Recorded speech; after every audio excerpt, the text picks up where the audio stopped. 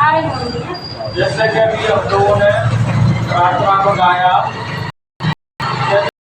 जो समय है वो घर से एक बार निकल गया, फिर वो दोबारा आने वाला नहीं है। ऐसे ही हम भजन में जो सोचते हैं कि हम कल करेंगे भजन, कोई अच्छा काम हो तो उसको हम कल पर डाल देते हैं और बुरा काम हो तो तुरंत कर लेते हैं। ये क्या होता है, ये हमारे मन की चालाकी रहती है। हमारा मन वो चाहता है कि गलत काम के लिए तुरंत राजी हो जाएगा, तुरंत करने के लिए, और सही काम के लिए वो कल पे टालता जाएगा। तो हमारे शास्त्रों में इसका वर्णन किया गया कि सतयुग में हरि नाम को संतों ने जगाया था। तो कहते हैं सतयुग योगी सब वैज्ञानिक करे हरि ध्यान करे भव प्राणी। सतयुग में सब योगी विज्ञानी रहते थे और ध्यान करके सब प्रभु को जीते जी पा लेते। फिर त्रेता में राम नाम जगाया, तो त्रेता में राम नाम की महिमा गाई। जब द्वापर में कृष्ण आए तो कृष्ण की नाम की महिमा गाई। अब आ गया कलयुग, तो कलयुग में संतों ने बताया कि कलयुग में ना तो कोई योग कर पाएगा, ना कोई भजन कर पाएगा, ना कोई तपस्या कर पाएगा, ना साधना कर पाएगा। तो संतों ने कलयुग में सरल जो रास्ता बताया, मुझे कहा कि आप संतों के चरणों में जाइए और जो वो नाम की बख्शीश आपको कर दे, बस उसमें आप जितना समय दे पाए, 5 मिनट 10 मिनट, जैसे गुरु महाराज ने 1 घंटा कहा था, तो वो 1 घंटा उसी होगा शायद ठीक ठाक 1 घंटा कर लेता। अगर आज की सिचुएशन की बात की जाए, अगर कोई मुझसे पूछे कितना भजन किया जाए, तो मैं ये तो कहूँगा कि आपके पास जितना समय, वैसे तो भजन की कोई टाइम लिमिट नहीं है, आप कितना भी कर सकते हो, तब भी कम पड़ेगा। लेकिन अगर कोई मुझसे कहे कि हम काम करते हैं, जॉब करते हैं, तो मैं यही कहूँगा कि 5-10 मिनट आप जितना भी कर पाओ, लेकिन वो 5 मिनट पूरे ईश्वर को समर्पित होना चाहिए, अपने गुरु को समर्पित होना चाहिए। 5 मिनट में संसार में भरा पड़ा है, भजन कर रहा है जल्दी जल्दी और पता नहीं क्या चल रहा है जमाने में। 2 मिनट करो, तो कहते 1 घड़ी आधी में पुराण और तुलसी संगत साधु की हरे कोट अपराध। संतों की संगत, जब सत्संग का रंग चढ़ता है, वास्तव में जब भजन का रंग हम पे चढ़ता है ना, तो फिर पता नहीं पड़ता, घंटों बीत जाते हैं। जब हम कोई काम को मन से नहीं करते, तभी तो अपना होता है 1 घंटा कहूँ कम माला पकड़े फेंक। तो गुरु महाराज ने 1 घंटा बताया, पुराने सत्संग से बोझ ढो रहे हैं, 1 घंटा तो करना ही पड़ेगा, नहीं तो गुरु महाराज दंड दे देंगे। ऐसा कुछ नहीं है। अगर आपका मन नहीं है तो वो 1 घंटा आपका लगेगा नहीं, वो आपका बोझ उतना ही लगेगा जितना आपका दिल चाह रहा भजन करने का। इसलिए पहले धीरे धीरे मन को रमाओ। मन कैसे रमता है, जब ऐसे सत्संगों में जाते हैं, कहीं कार्यक्रमों में जाते हैं, आश्रमों में जाते हैं, संतों के दर्श स्पर्श करते हैं, उनसे हमारे अंदर भक्ति जागृत होती है। आपको कहते हैं संतों की जरूरत क्या है, कलयुग में संत ही नहीं बची। मैं कह रहा हूँ आप संतों के आसपास कैसे पहचानोगे कि सही संत है या गलत संत है। आप संतों को तभी पहचान पाओगे जब उनके साथ बैठोगे, उनसे कोई वार्तालाप करोगे, जब उसकी मालिक की बात को बता रहे हो, तुम्हारे अंदर भक्ति जागृत हो रही हो, उनके शब्द तुम्हारी मोह ममता को छुटा रहे हो, समझना वो शब्द सही है।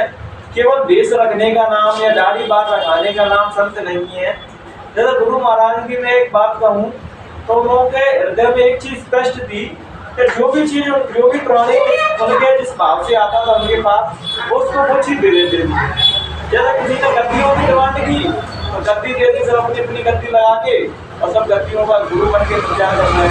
गुरु महाराज कह रहे सत्संग में एक बार फतवा बताया था कि मेरे जाने के बाद मैं सब देखूंगा, कौन मेरी गाड़ियों का आशिक है, कौन गद्दियों का आशिक है और कौन मेरा आशिक है। जो सच्चे संत होते हैं, जो सच्चे शिष्य रहते हैं, तो गुरु के अलावा और कुछ मांगे ही नहीं करते।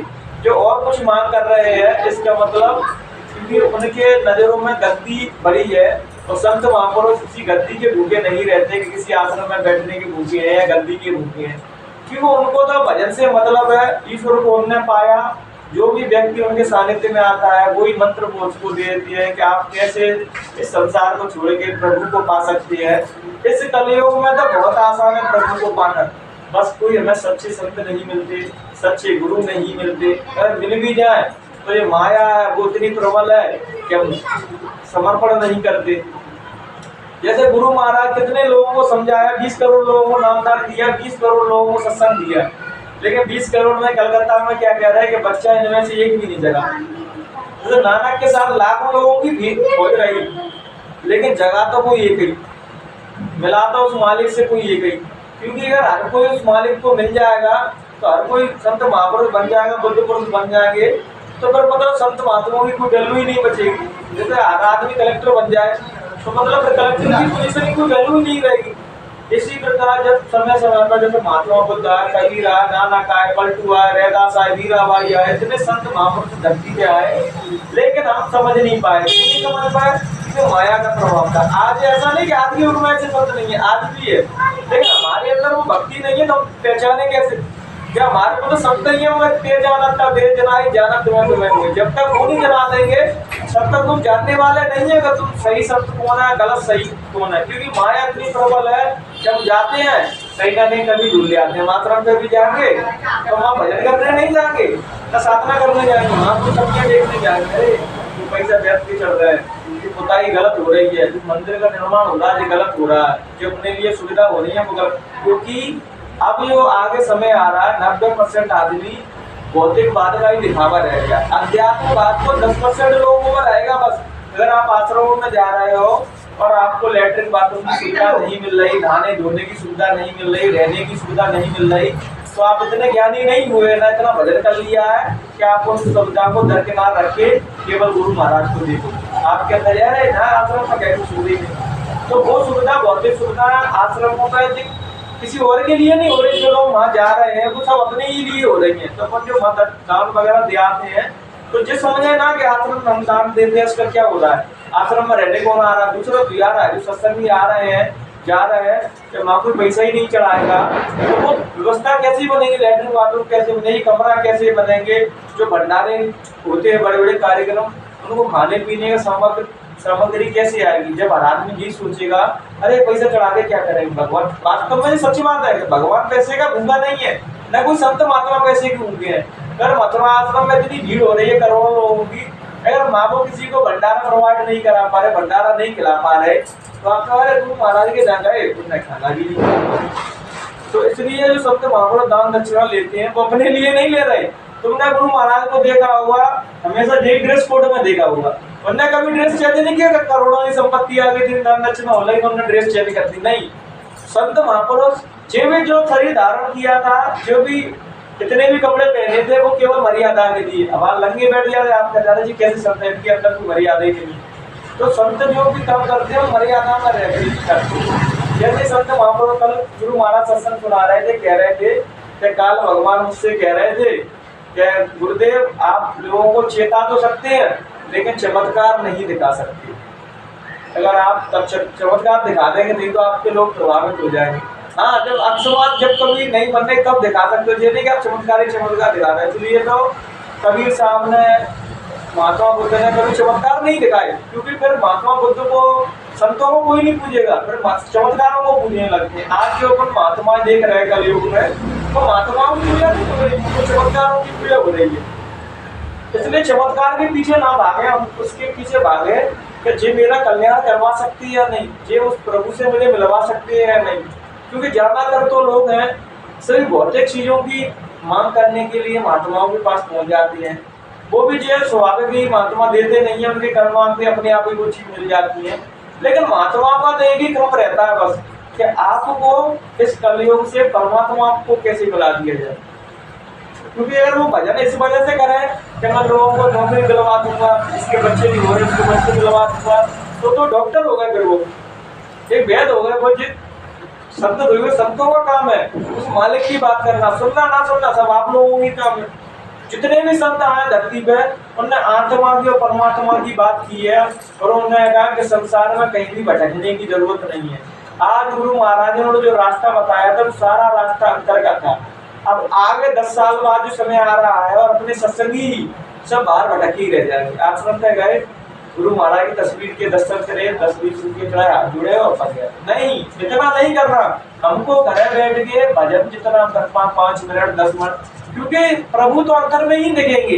जैसे मैंने एक आदमी से कहा कि गुरु महाराज तो मेरे अंदर है, तो वो क्या समझने लगे, अरे अपने आप को गुरु महाराज कह रहे हैं। अरे मेरी पागल में अपने आप को नहीं कह रहा, तुम सबके अंदर गुरु महाराज बैठे, लेकिन तो उसको प्रयत्न ही नहीं कर रहे। आप तो इसमें लगे हुए हैं, कौन अपने आप को जयसुदेव कह रहा है उसकी आलोचना करने लगे। उसकी निंदा करने लगे। जैसे ही महात्मा कहते हैं मैं ना भगवान को जान दिया, मेरे अंदर, सूफी शब्द कहते थे खुदा मेरे अंदर है, तो इसका मतलब बोलना चाहिए नहीं कहा कि तुम्हारे अंदर नहीं है, तुम्हारे अंदर भी है। लेकिन वो जान दिया इसलिए वो कह रहे हैं। लेकिन अपने सत्संगी विचार इतने अज्ञानी है, इतने भोले हैं, अगर कोई महात्मा कहते हैं कि जय गुरुदेव मेरे अंदर है, तो हम उसका विरोध कर देंगे, लेकिन ये नहीं समझेंगे कि आप सबके अंदर भी तो कोई बैठे हैं। और उन्होंने जितनी साधना बताई सबकी एक ही बताई कि बच्चा इसको बाहर ढूंढना, मुझे भी तो बाहर ढूंढना है, मैं भी अंदर में ही मिलूंगा तुम्हें, बाहर नहीं मिलूंगा। एक बार गुरु महाराज सत्संग सुना रहे तो कह रहे आज रात को 12 बजे सबको दर्शन देने आऊंगा। सभी लोग समझ रहे हैं बाहर दर्शन देने के लिए आएंगे, सभी लोग सोए ही नहीं, तैयारी कर रहे थे, बाहर गाड़ी निकल रही है तो वहां दर्शन देंगे। तो भाई साहब कह रहे हैं हम भी पूरी रात जगते रहे, लेकिन गुरु महाराज तो आए नहीं। और सवेरे सत्संग में 6 बजे कहते हैं कि 12 बजे आया था लेकिन किसी ने मेरे दर्शन ही नहीं करे। तो वो जो सत्संगी थे वो कह रहे पूरी रात तो जगत रहे, तुम आए ही नहीं, कि बच्चा अंतर में आया था, तुमने अंतर में देखा ही नहीं, तुम तो सब बाहर भटकने में लगे हुए हो। जैसे गुरु महाराज जैसे कहीं गाड़ी निकलती तो गाड़ी के पीछे ऐसे लोग दौड़ने लगते थे कि मतलब अंतर में जरूरत नहीं है, बाहर ही जरूरत है। अरे अंतर देखो, मैं कभी आश्रम पर जाता हूँ तो जैसे तस्वीर में भीड़ हो रही होती है बहुत सारी, वहाँ दर्शन नहीं कर पाते तो मैं उसी के पीछे लेट सा लड़ने लगती और तब सत्संगी बनेगी। अरे नहीं हो पा रहे, जब भीड़ खत्म हो जाए तब तक लोग दर्शन, और नहीं हो पा रहे तो इतना तो रखो, मैं तो भजन करता हूँ, गुरु महाराज अपने आप देखे। जैसे ही एक वो संत हुए थे जिनका वो 100 आदमी मरे थे उनकी चरणों की रज लेने में, तो उन संतों ने कभी नहीं कहा कि तुम मेरे चरणों की तरफ दौड़ोगे नहीं। उन्होंने तो ये कहा है कि जो मैं रास्ता बता रहा हूँ उस रास्ते पे चलो, चरण छीने, चरणों में कुछ नहीं रखा है। आप किसी भी सत्संगी की पैर छीने लगते हो, वो गलत है बिल्कुल। मैं अपने भी नहीं कहता कि मेरी भी पैर छीनो, पैर किसी के नहीं छीना चाहिए, पैर तो संत हमेशा जो छिलवाता है, वैसे भी तो हम भजन कर नहीं पाते, और पैर और छिलवा दो थोड़ा बहुत कर भी देते वो भी चला जाता है। तो महात्मा लोग, संत लोग पैर छिलवा वो तो सही है, लेकिन किसी संसारी व्यक्ति को जो गृहस्थ आश्रम में रह रहा है उनको पैर नहीं छिलवाना चाहिए। यहाँ तक कि सोचो गुरु महाराज जी पैर नहीं छिलवाते, पर अपन थोड़ी साधना कर ले रहे हैं, पैर अपने आप को गुरु महाराज समझने लगते हैं, पैर छिलवाने लगते हैं। पैर ना तो किसी को छिलवाना चाहिए, ना तो उनको स्वयं को छीना चाहिए। तो गुरु महाराज ने ये नहीं कहा कि पैर छीना चाहिए। गुरु महाराज जितने भी प्रवक्ता है वो केवल मेरा प्रचार करेंगे तब तक तो ठीक है। जहाँ उन्होंने अपनी बात उछेड़ी कि अपना प्रचार चालू करने दिया, शुरू वो अपना धीरे धीरे पतन करने लगे। तो प्रवक्ताओं को जितने भी सत्संग लोग करते हैं उनको ये विशेष ध्यान रखना है कि जब सत्संग कर रहे हो तो ये अपने अंदर अहंकार जागृत ना होने में कि लोग आपको कई लोग ज्ञानी समझने लगते हैं, कोई पैर छीने लगते हैं, तो वहाँ पर सतर्क रहना है कि नहीं मेरे पैर नहीं छीनो, मेरे पैर नहीं, मैं रास्ता बताता हूँ, मैं इन तक को पहुँचाने का तुम्हारा रास्ता बता दूंगा, इनसे कैसे मिल जाओगे, इनको कैसे बात होगी। मेरा उद्देश्य ये नहीं है कि मेरे पैर छीनो है मेरे पीछे भटको, नहीं। सभी जगह गुरु महाराज कहते मैं तो अपने गुरु का रास्ता बता देता हूँ, मेरे गुरु से कैसे मिले। जैसे ही मेरा मानना है कि मैं रास्ता दिखा देता हूँ कि आप इनसे कैसे मिल पाओ, लेकिन ये नहीं है कि मैं अपने आप की पूजा करता हूँ। वो कहते नहीं कि महात्मा जो होते हैं वो इज्जत तो अपने गुरु को दिलवाते हैं, मान सम्मान, पर अपमान जो गाली गलौच अपन लोग देते हैं महात्माओं से वो स्वयं खाते हैं, अपमान के घूट को स्वयं लेते हैं, और सम्मान की बात आए तो वो अपने गुरु को सम्मान दिलवाते हैं। जैसे ही आपको कोई बीमारी ठीक हो जाए, आपको कोई कष्ट मिल जाए, गुरु महाराज से धन्यवाद करने जाओ कि आपकी कृपा से कष्ट मिल जाए, तो वो ये कभी नहीं कहते थे मैंने कृपा करी, नहीं, वो तो गुरुदेव की कृपा थी इस वजह से कष्ट मिल गया, करते वही थे, लेकिन वो कभी अपने आप में क्रेडिट नहीं लेते थे कि मैं कर रहा हूँ, क्योंकि जब अहंकार जागृत हो जाएगा बात कि मैं कर रहा हूँ तो कोई लगती है कि सब गुरु महाराज कर रहे हैं। ये होती है भक्त की भाषा और एक साधक की भाषा। अहंकार की भाषा होती है कि नहीं वो कुछ नहीं कर रहे, मैं कर रहा हूँ, ये होती है अहंकार की भाषा। तो हमें को जितने भी लोग सत्संग कर रहे हो उनको ये बात बहुत सतर्क से ध्यानपूर्वक जानना चाहिए, कहीं मेरे अंदर अहंकार जागृत तो नहीं हो रहा, मेरे अंदर गलत आचरण तो नहीं हो रहे, इसलिए उनको भजन में हम तराशते रहे, बुरा जो देखकर मैं चरा बुरा न मिलिए कोई, और जे दिल हो जाए अपना मुझसे बुरा न कोई। जितनी बुराइयां देखना है अपने अंदर देखिए, अच्छाइयां दूसरों के अंदर देखिए।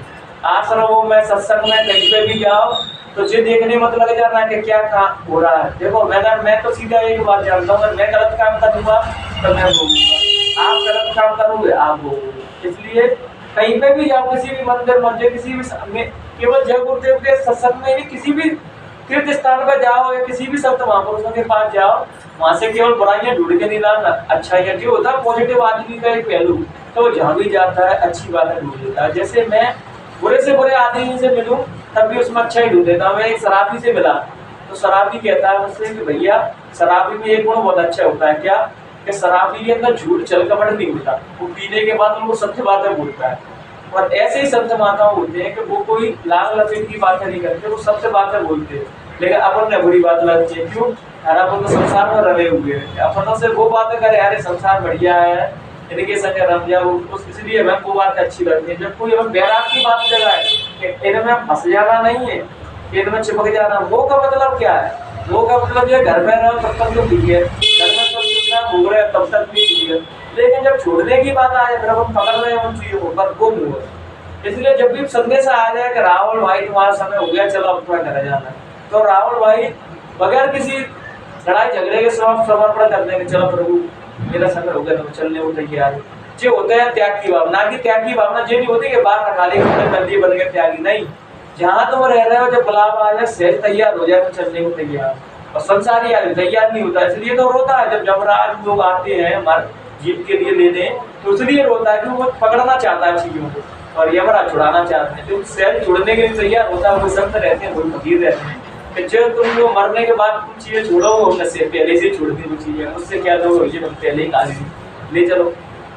इन्हीं विचारों के साथ हम अपनी वाणी को यही विराम देंगे और आप जितना हो सके समय अच्छे कामों में समय निकालें, सत्संगों में कार्यक्रमों में जाएं, और भजन घर पे बनना है तो और अच्छी बात है, नहीं बनना तो सत्संगों में जाएं और हमारी अंदर में भक्ति जागृत होगी, जिससे हमें प्रभु मिलन में और आसानी होगी और हमारा जीवन और सुधरेगा। और हम जो भी सत्संग में कहीं भी जाते हैं तो ये मत समझना कि हमारे परिवार को उसका इफेक्ट नहीं पड़ रहा, उसका प्रभाव पड़ता है।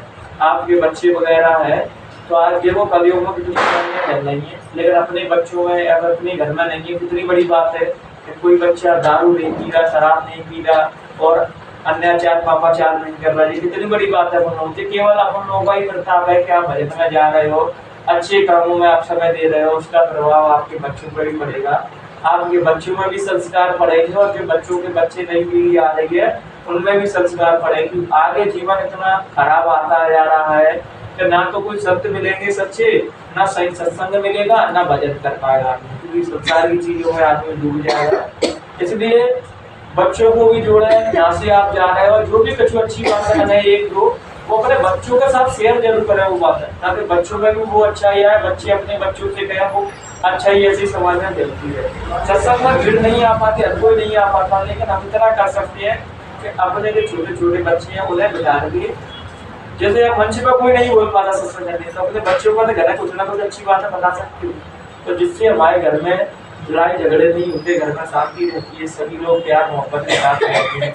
यही सत्संग का एक लाभ मिलता है, अच्छे विचारों का यही फायदा मिलता है, महापुरुषों के चरणों में बैठने का हमें यही लाभ मिल जाता है। इन्हीं विचारों के साथ अपनी वाणी को विराम देंगे। जय गुरुदेव।